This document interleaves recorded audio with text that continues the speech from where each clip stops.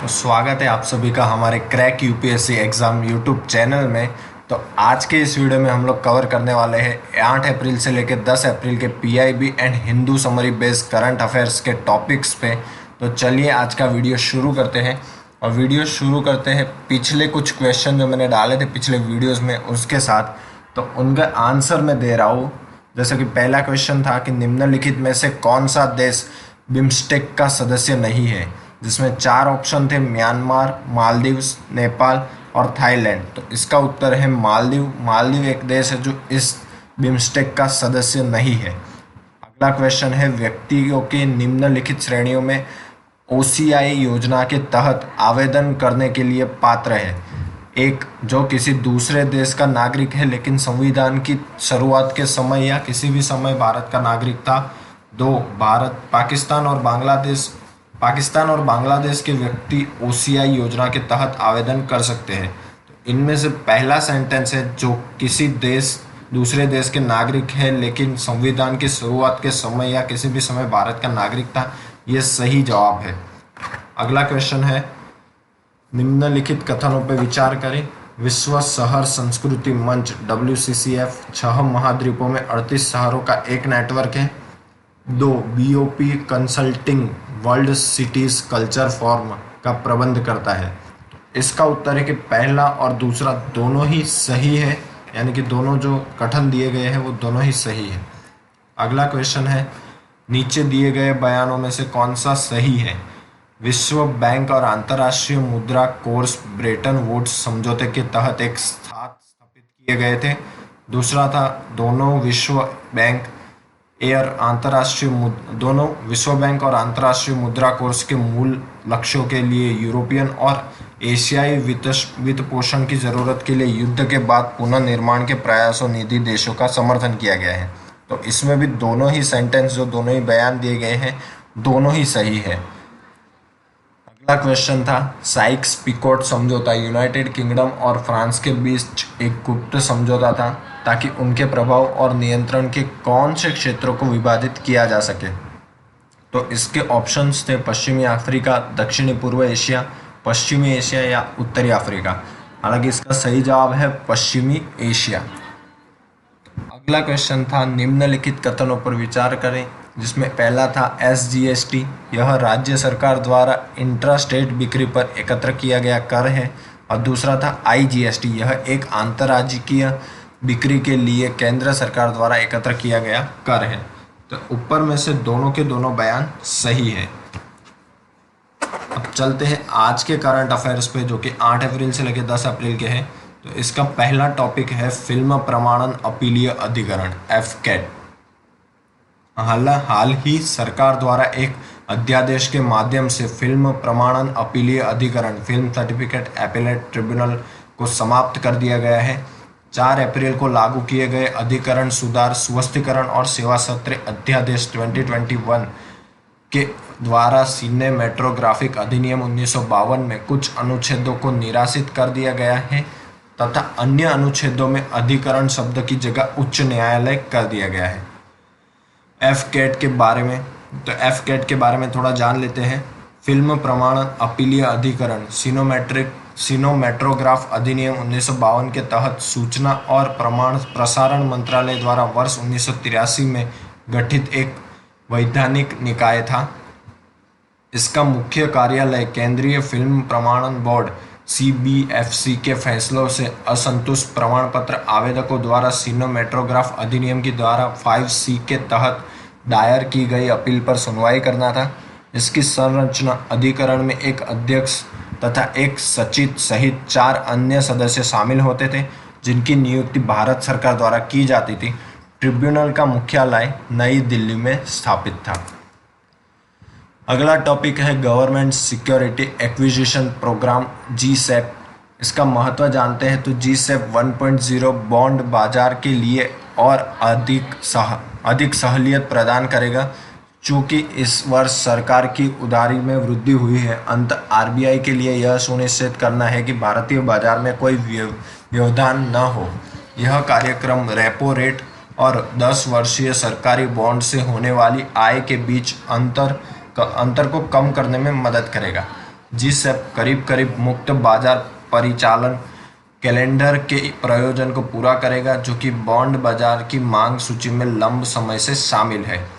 मुक्त बाजार परिचालन ओएमओ क्या होता है उसके बारे में जान लेते हैं। तो मुक्त बाजार परिचालन यानी कि ओपन मार्केट ऑपरेशन भारतीय रिजर्व बैंक या देश के केंद्रीय बैंक द्वारा स्थापित सरकारी प्रतिभूतियों और ट्रेजरी बिलों की बिक्री और खरीदी होती है। ओएमओ का उद्देश्य अर्थव्यवस्था में मुद्रा आपूर्ति को विनियमित करना है। यह मात्रात्मक मौद्रिक नीति उपकरणों में से एक होता है। भारतीय रिजर्व बैंक को दो प्रकार से मुक्त बाजार परिचालन का निष्पादन करता है, जिसमें से पहला है एक मुश्त खरीदी, वन राइट परचेस पेमो। यह स्थायी प्रक्रिया होती है और इसमें सरकारी प्रतिभूतियों की एक मुश्त बिक्री या खरीद की जाती है।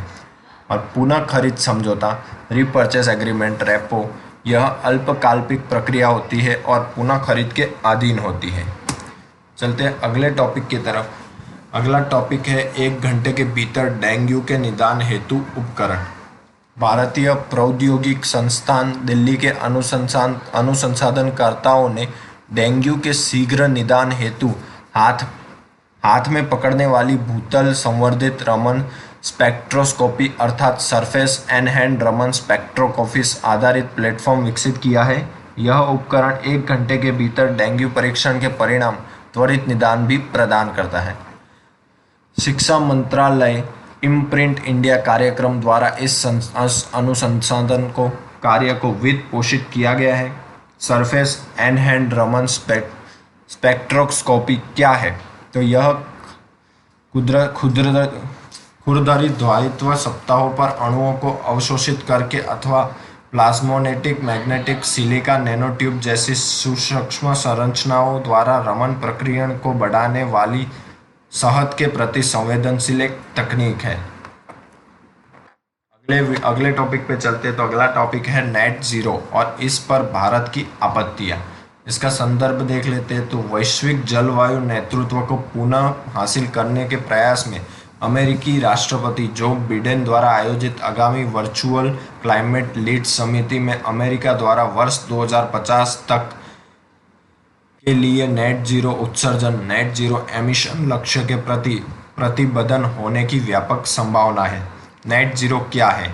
तो नेट जीरो, जिसे कार्बन तटस्थता कार्बन न्यूट्रलिटी भी कहा जाता है, का मतलब यह नहीं है कि कोई देश अपने सफल उत्सर्जन को शून्य तक ले जाएगा, बल्कि नेट जीरो एक ऐसी स्थिति होती है जिसमें किसी देश के उत्सर्जन को वायुमंडल से ग्रीन हाउस गैसों की अवशोषण तथा निराकरण के द्वारा क्षतिपूरित किया जाता है।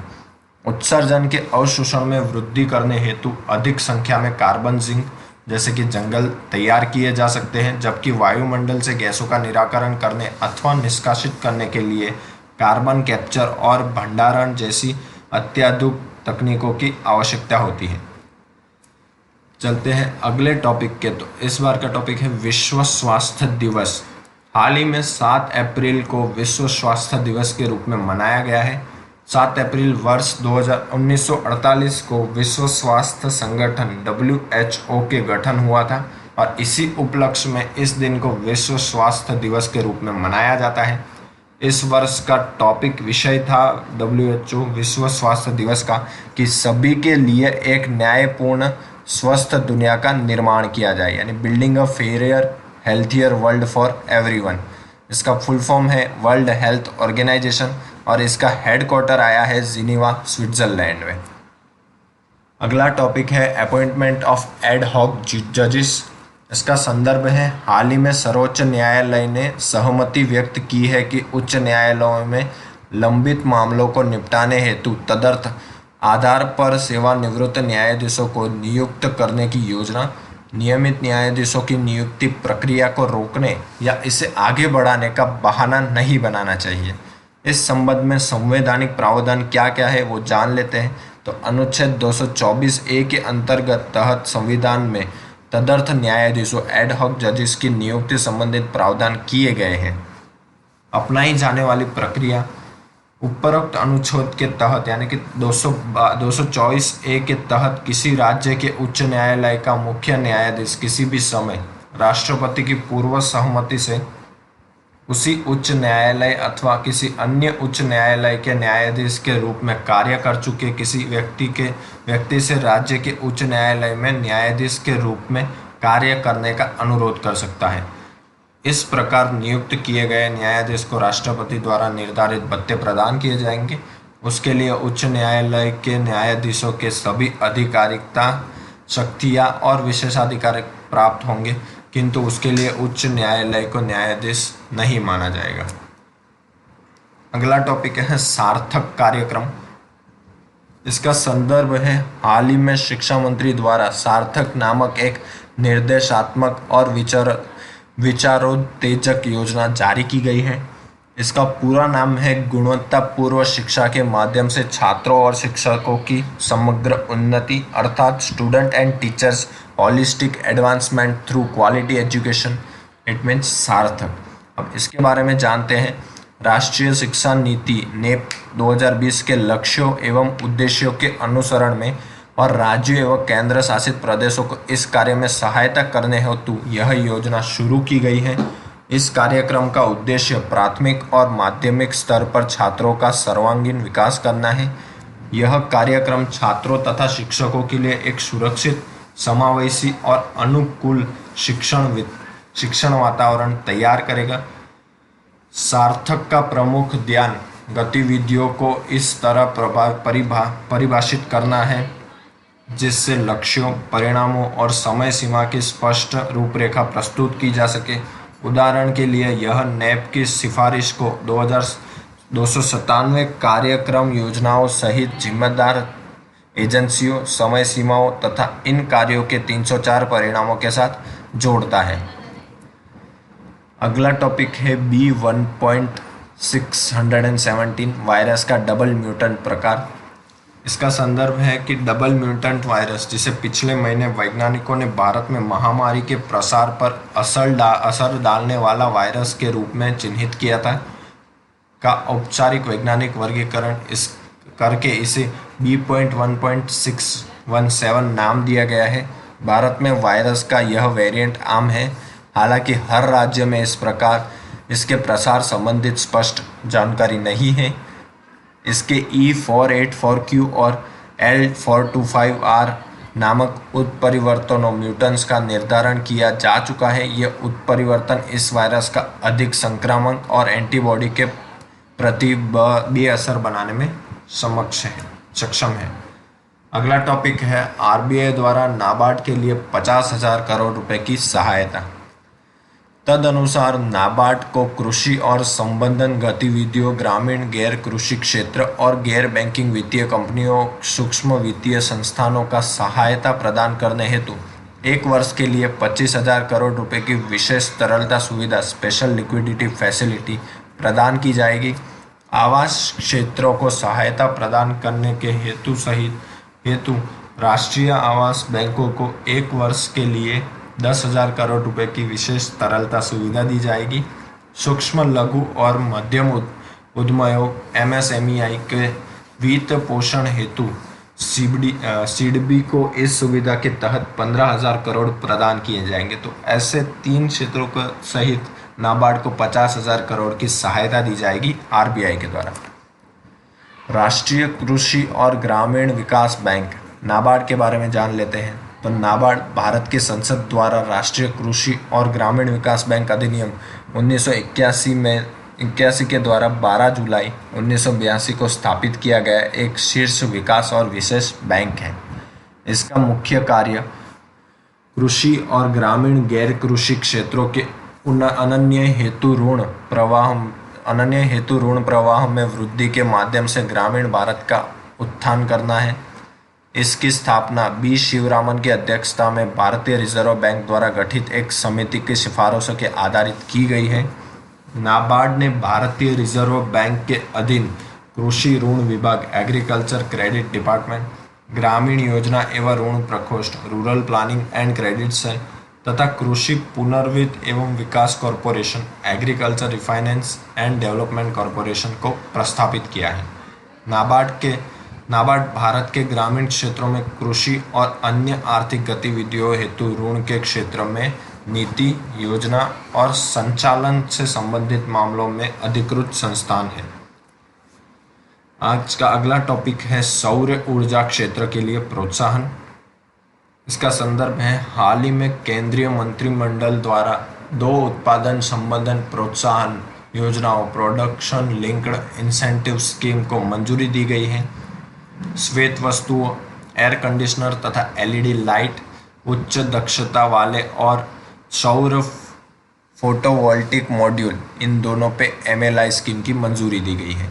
तो पीएलआई स्कीम की मंजूरी दी गई है। पीएलआई योजना के बारे में जान लेते हैं। पीएलआई योजना का मुख्य उद्देश्य क्षेत्र आधारित अक्षमताओं को दूर करके बड़े पैमानों की अर्थव्यवस्था का निर्माण और दक्षता को सुनिश्चित करते हुए भारत में विनिर्माण को विश्व स्तर पर प्रतिस्पर्धित बनाना है।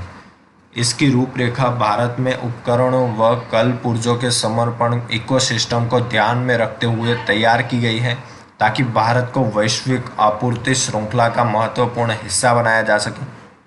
इस योजना के तहत आगामी 5 वर्षों के दौरान भारत में निर्मित वस्तुओं की वृद्धिमान बिक्री पर 4% से 6% की दरें प्रोत्साहन को बढ़ाया जाएगा। इस योजना के वैश्विक निवेश आकर्षित करने, बड़े पैमानों पर रोजगार के अवसर पैदा करने और निर्यात में काफ़ी वृद्धि होने की उम्मीद है। तो गाइस, आज की वीडियो में था इतना ही। आज हमने देखा 8 अप्रैल, 9 अप्रैल और 10 अप्रैल के करंट अफेयर्स को। तो अगर आपको वीडियो अच्छा लगा हो तो उसको लाइक कर देना और अपने फ्रेंड्स के साथ शेयर कर देना, और आगे ही ऐसी वीडियो देखने के लिए हमारे चैनल को सब्सक्राइब कर देना। Thank you so much.